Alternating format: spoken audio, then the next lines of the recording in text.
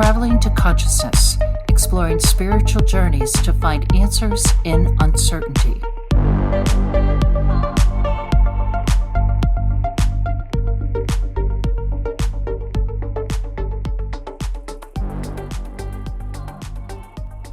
What is up, conscious monkeys? Welcome to another episode of Traveling to Consciousness. As always, I'm your host, Clayton Cuteri.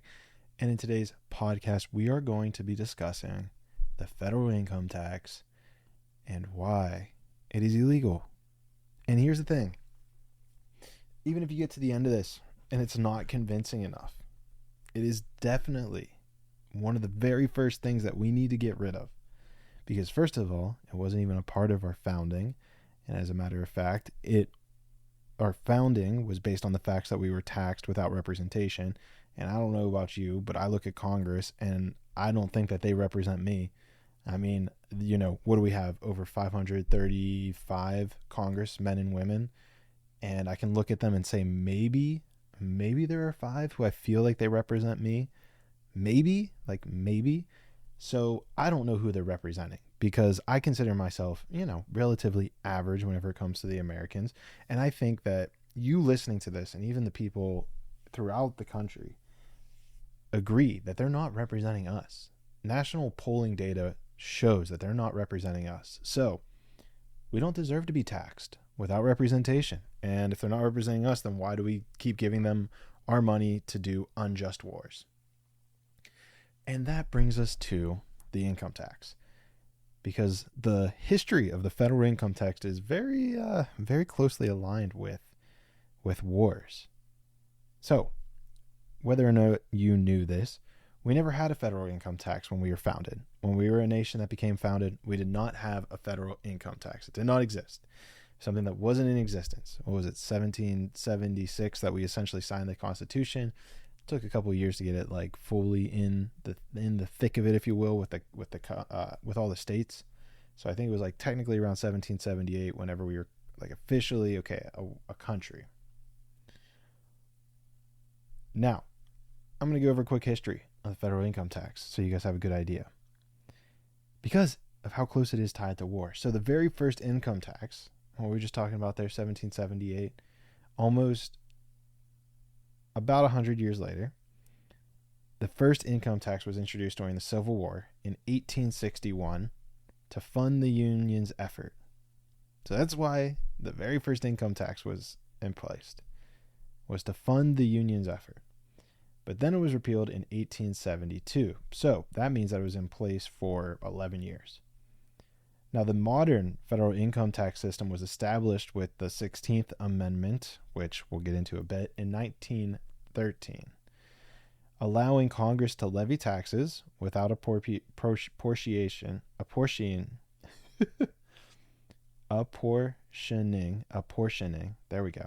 them among the states. This became crucial during World War I, as revenue was needed to support the war effort. So look at this. Again, we're reintroducing the federal income tax to support war. During World War II, the Revenue Act of 1942 expanded the tax base to include more Americans and introduced payroll withholding. Payroll withholding? It's that money that gets withheld so that you don't see what you're getting gypped out of. I don't even know how they got that in place. I can't believe there wasn't people up in arms. They must have had a pretty good propaganda machine saying, hey, yeah, this is good. But this made income tax a primary revenue source for the government. And then, of course, subsequent conflicts such as the Cold War, the Korean War, the War on Terror, the Vietnam War, these saw further adjustments to the income tax so that we could fund military operations and maintain our defense spending and increase all these bills, which, if you know anything about me, we absolutely need to stop these wars. We have to come to peace with all of these countries. It's very easy. The people want nothing more than that. It's the political leaders that are fighting each other. So with that in mind, let's actually get into some of the legislation as to why this is actually illegal in the first place. Just for a second here, right? If we have no war, we don't need an income tax. So let's stop having wars. Let's stop funding wars. And we don't need an income tax. Pretty simple. But we should dive in real quick to actually talk about a couple of the reasons that the income tax is illegal. So let's start off with one of them, which is the historical and the procedural irregularities that occurred whenever they were trying to ratify the 16th Amendment. So in order to get an amendment ratified, so this would have been amendments 11 through 27, there's a process that goes within each state so that they can essentially say, okay, this is ratified, this is legitimate. And then once you have 3/4 of the states agree on it, it becomes an amendment in a part of the federal constitution, the U.S. Constitution. So in the process, there were actually several states that did not follow their own legislative procedures when ratifying the 16th Amendment. Specific examples would include Kentucky, California, and Ohio. So with Kentucky, and I'm not going to go too deep into this because this takes up a lot more legal knowledge that I'm not very knowledgeable of, but also we only have so much time in this podcast. So with Kentucky, their legislature ratified the amendment without a proper quorum, which is required by their state constitution. In California, their governor, Hiram Johnson, he signed the ratification resolution without it being properly passed by the state legislature, again violating the procedural requirements within California. And then we have Ohio, where the Ohio legislature, when they ratified the amendment, they did not hold the necessary committee hearings, which meant they bypassed the required legislative procedures as well. So this is also crazy. Now, there's also, so this is just to get into law. Now let's get to the point, okay, fine. If this doesn't make it unconstitutional, we then get into Supreme Court decisions that challenge the authenticity of it. And the first Supreme Court decision that I want to talk about is Eisner versus Macomber. I hope I pronounced those names correctly. But what's interesting about this Supreme Court decision is that they argued about the definition of income. So they argue, and the argument that I generally agree with is that income has been broadly interpreted nowadays, and this is how you know of it, is that it's been broadly interpreted to include wages and salaries, which fundamentally differs from the original understanding of income as gains or profits from property. So in this court case, the Supreme Court considered whether a stock dividend constituted taxable income. That was kind of what this was about. The court ruled that income must be something that comes in or is derived from capital or labor, and not simply a conversion of existing capital. And this narrow interpretation implies that income, quote unquote income, should be understood as profits or gains and not merely a transfer or conversion of existing assets. This interpretation supports the argument that wages are being an exchange, wages, being an exchange of labor for money, you do a certain job, I give you money for it, are not gains, but an equal trade. Right? Because you're not technically making gains. We're making an equal trade. I give you some of my time, you give me some money. Equal trade. It's not a gain because I've given you time and energy and you've given me something in return. And thus, it should not be considered taxable income under the 16th Amendment. That's really, to me, that's like one of the biggest things that I've glaringly obvious reasons that the income tax is unconstitutional. And now, if that's not enough for you, we get into this interesting debate now about direct versus indirect taxes. So the federal income tax, when you start applying it to wages and salaries, becomes a direct tax. So like it's the federal government directly targeting the salary and wages. And when that occurs, it should be subject to apportionment among the states. And this is in Article 1, Section 9 of the Constitution. Now, the 16th Amendment did not explicitly change this requirement, thus rendering the current tax system unconstitutional. And this was held up in another Supreme Court decision, Bushabear versus Union Pacific Railroad. So in this case, the Supreme Court clarified the scope of the 16th Amendment, stating that it did not grant the federal government new taxing powers over subjects previously untaxable, but rather it simply eliminated the apportionment requirement for income taxes. This decision emphasized that the 16th Amendment primary function was to allow Congress to levy income taxes without distributing the tax burden among the states based on population. Here's where it gets important. Consequently, the ruling maintained that the federal government's authority to tax income was already inherent, and amendment's role was to streamline the process by removing procedural constraints. And the amendment's role was to streamline the process by removing procedural constraints, not to broaden the range of taxable entity or types of income. So income tax as we know it today has been broadened, and this goes against a Supreme Court decision. That's the important thing about this. And now let's even go to the next stage of all of this. Maybe my arguments haven't been convincing for you enough, but if you go to the next stage in this, we have to look at how this impacts the citizens of America. Because here's what happens in the way that the tax system is set up, is, believe it or not, and I honestly didn't believe this, I had to look this up quite a few times, but the current tax system disproportionately burdens lower income households. And you might think, how is that possible? It's a percentage, right? You have a progressive tax system where it's like 3%, and then it's 5%, and then it's 6%, and you get more based as you go up the tax bracket ladder. But lower income households, again, even though they face a lower average tax rate, experience significant relative burden when compared to their overall income. So, for example, in 2021, the bottom 50% of taxpayers, those earning under about $46,000 per year, faced an average federal income tax of 3.3%. This group earned 10.4% of the total adjusted gross income, but paid only 2.3% of all federal income taxes.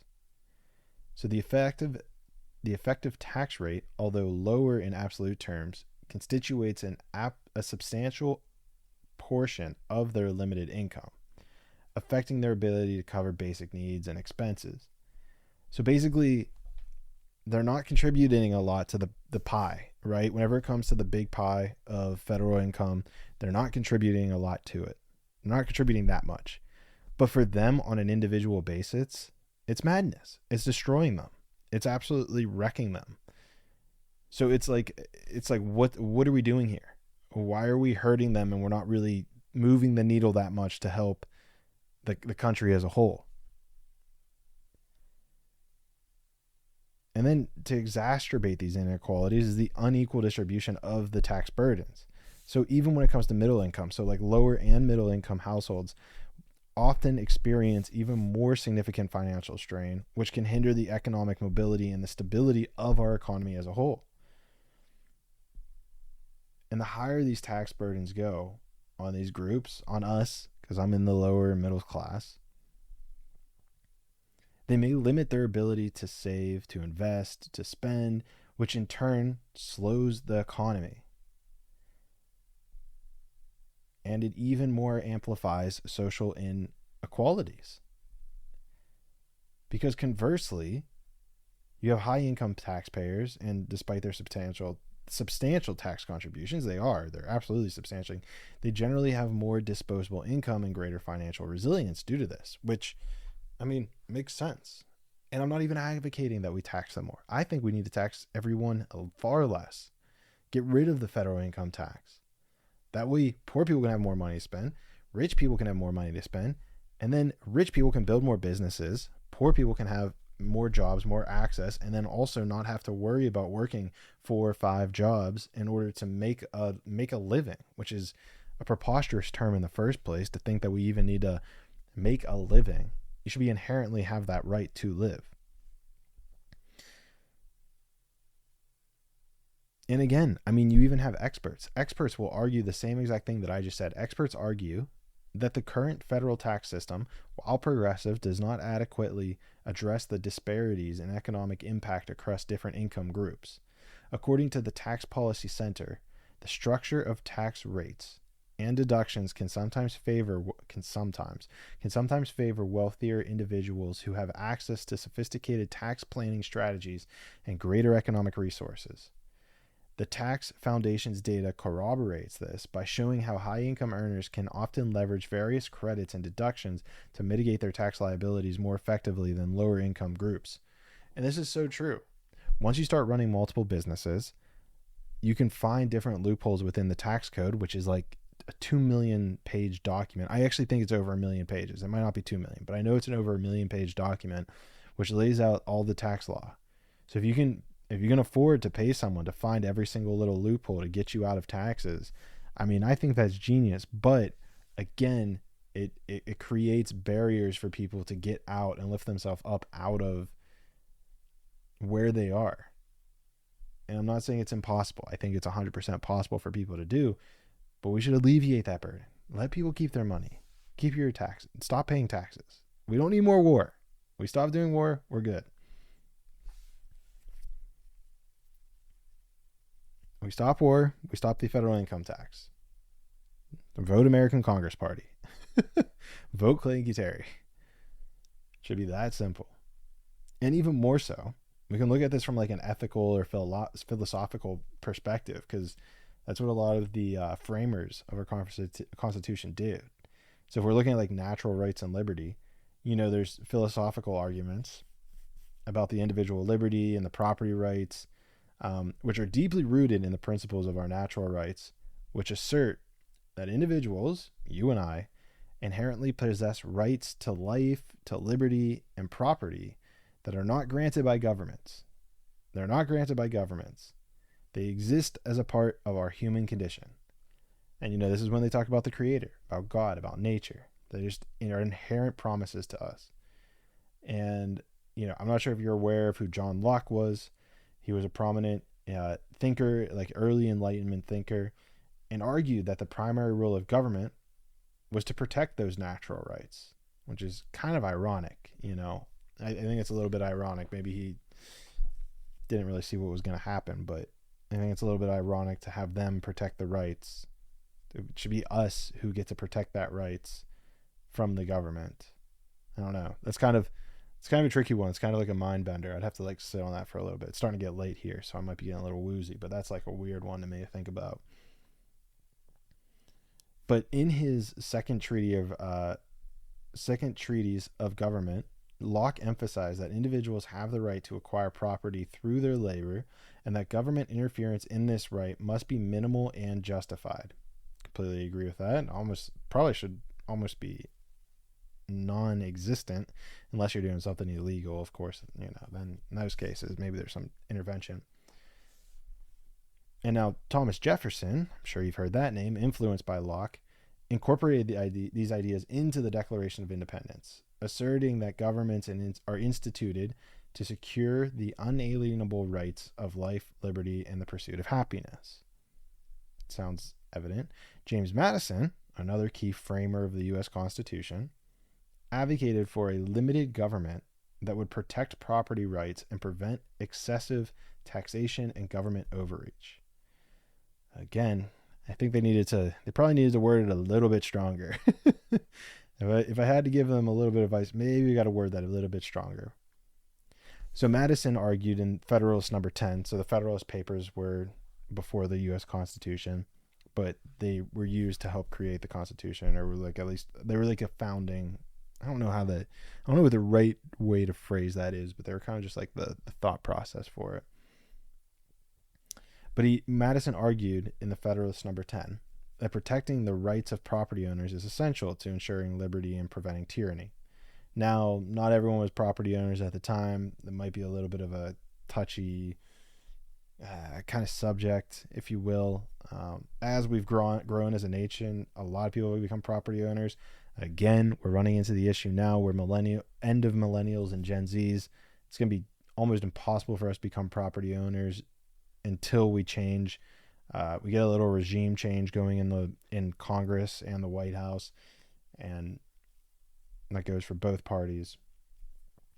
Because absolutely been devastated. It's just not happening until they go. Because I don't hear anyone talking about the fact that we're becoming a renter society, how we need to get all of these corporate industries out of the housing market, how we need to build homes for housing people if we're not going to just, allow the economy to correct itself or put regulations in to prevent corporations from buying housing. That's a whole nother side thing. Don't get me going on that. But I bring up these framers, these founders, because it's good to understand the historical perspective of limiting government to protect our rights, because it's crazy how they had this frame of like a right to life, but everywhere you look nowadays, it seems as if it's just becoming bleaker. It's becoming duller. But hopefully though, just this knowledge helps you gain more footing and gains more traction so that we can actually eliminate the federal income tax. We don't need it. If we stop going to war, if we stop funding other countries going to war, which 70% of Americans agree with. So again, I ask you, do you really feel like you're being represented? And don't even look at it as your own representative, but even just like any of the representatives in Congress. Like I legit feel like, of course, like you're not going to 100% agree with anyone, but I try to at least shoot for like 80%. Like I feel like there's like 80% of ideas that like I feel like there's ideas that we can all agree with, right? So like if we're about 80%, then we're good. Things like let's stop war, peace, stop poisoning the food, stop poisoning our air, stop poisoning our water. Let's not have corporations buying all single family homes. Let's get rid of federal income tax. Like these basic things that I think like 80-90% of people agree with. What was the other one? Term limits in Congress. Just like these seem like so basic and straightforward that everybody agrees with. I think it's like 95% of Americans want term limits, and yet we don't have them. So again, it begs the question, who's really representing us? Are we being truly represented in Congress? And so, again, I just feel like that's like the most powerful thing to me is like, where are the people who truly want what's best for we the people? I don't see them in Congress. They're not in Congress. Maybe there's someone that's probably someone listening to this podcast who's being called, or maybe this is your calling to get involved and do something. And if it does feel like you, reach out to me. You can shoot me an email, contact@clayton24.com. Get involved with the American Congress Party, because this is going to be a long-term vision. This is not like this and done, or this campaign and done. There's going to be a lot more campaigning. We have a lot more to do, for sure. But we have to do it. We need people to do it. And maybe you're one of the people that needs to do it with us. Because there's so many problems going on with their country. And as much as you hear them somewhat sort of talk about it in the news, to me, it does not feel as though they are talking about it. They're talking about it, but they're not doing anything about it. Oh, it's the other side. Oh, it's this side. Oh, to me, it's childish. It's very childish, and it seems like it's gotten to a point where they feel like they can just pull our leg, pull us along, and lie to us, and we can't do anything about it. And that, to me, feels like the most disgusting part of it. And it's like we're being gaslit. I've never really used that term before, but this feels like the biggest gaslighting experiment in human history is the American government, the U.S. Congress, speaking to us about what we have to do. Oh, to defend democracy, we have to go do this. Oh, to defend democracy, we have to do that. Did you not see what they just did with the Democratic Party? Did you not just see how they completely upended an elected official and pressured him to step out of the race and replace him with the VP who nobody voted for? I think that's so insane. So insane. Talk about one of the least democratic possible things you could do. And we have to protect democracy. Give me a break. We are being gaslit. We are absolutely being gaslit into thinking that we're either not enough, we're not doing something right, it's our fault, yada, yada, yada. The reality is, the situation is that the government does not want us to succeed. They want to extract whatever they can. Have you seen The Matrix? Have you seen The Matrix? Oh my gosh. First of all, if you have not seen The Matrix, you have to go and watch it so you get this reference, and then come back to this point in the podcast. In The Matrix, they're hooked up to these machines, and the machines are basically like using the humans' bodies as batteries. And I seriously feel like that's what the government sees us humans as. It's just their batteries that can just suck our money out of us. They can just send it wherever they want. They can just take our rights. They just little by little, they want to take certain rights away from different groups. And if you disagree, then that creates infighting, and it becomes this whole divide and conquer strategy. It's absolutely insane to me what's happening right before our eyes. Insane. Insane. And hopefully this is a call to get to someone. Someone's listening to this, and hopefully we leverage your ability with the American Congress Party so that we can stop this ridiculousness, because that's what it is. This is absolutely ridiculous. And I'm exhausted for words at this point. And I'm exhausted because it's hitting about midnight. So I'll get this out to you guys tomorrow. But yeah, I appreciate you guys. If you believe in eliminating the federal income tax, I hope you send this to one other person. That's your job. Is if you believe in eliminating the federal income tax, you should send this to one other person. Because it's going to be a grassroots movement. I'm not a millionaire. At least not yet. And so I need you guys. We have to end the wars. We have to end the federal income tax. We need chemical-free food. We have to support life. We need free education, better education. Education has become a business. Education is now a business model. Do I become a doctor? Oh, well, I make a lot of money, so yes. It's not about helping people. It's not about curing people. The people that want to do that are not even in medicine. The ones that want to truly heal you are not in medicine. The people who want the paycheck and want to make money, they're in medicine. They're making great money off of it. Look how sick we are. If everyone got healed, they wouldn't make money. We have to fix this system, guys. There's so many.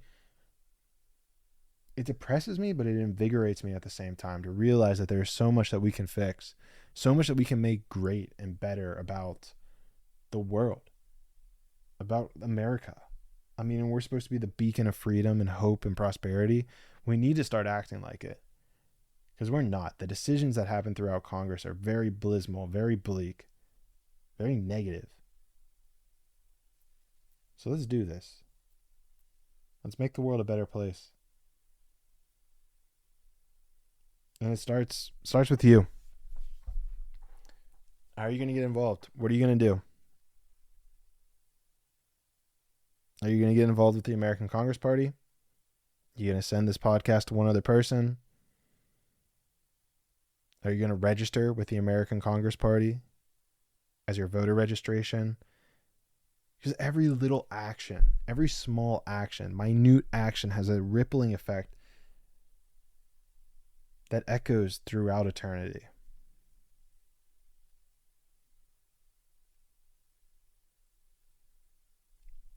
What echo are you going to leave?